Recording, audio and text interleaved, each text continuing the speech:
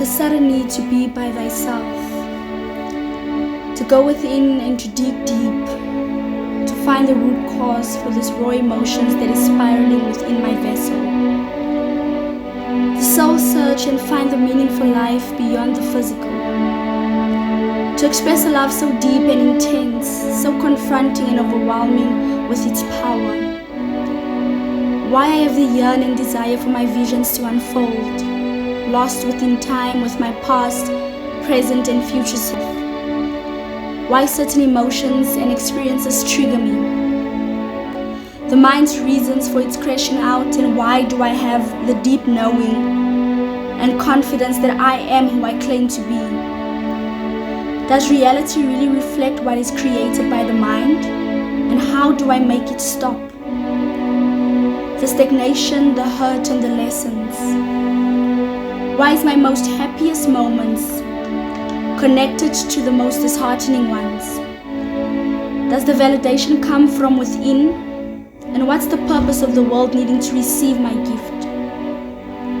What will cause it to be suddenly a better place? Who is the man in the mirror, and why do I start with them?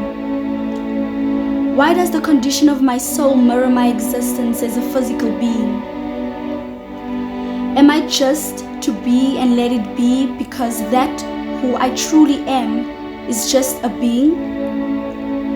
Why do I perpetually have to surrender and give off all control? What purpose does knowledge serve? And why does it need to be accompanied by wisdom? Who are all the rules for? And what mystery do I discover when I break them? What is truly love above law in a world that tends to judge without compassion? Am I weak to let my guard down, or strategic when I let it all unfold? Mind over matter, and we're all working towards a life that really matters.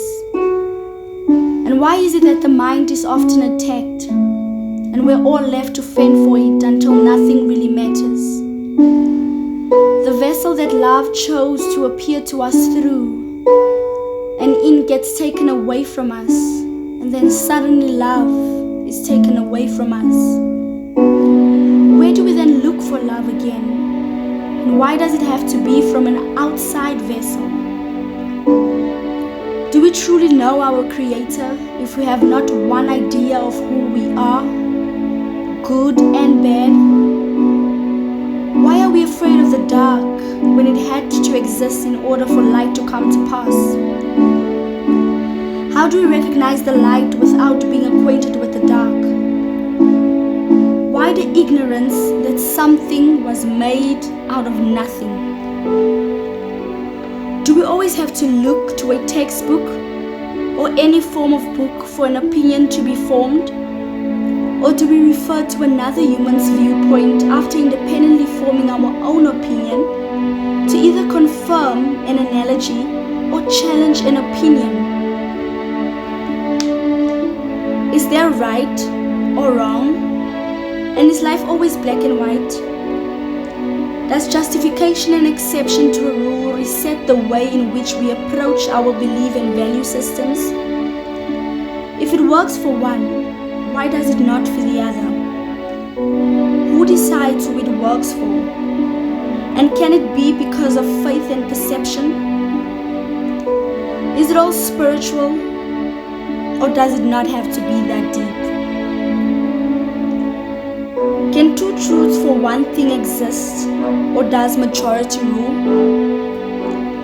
Is a questioning mind as a result of a rebel being? Do we ever get the answers to the questions that reside deep within?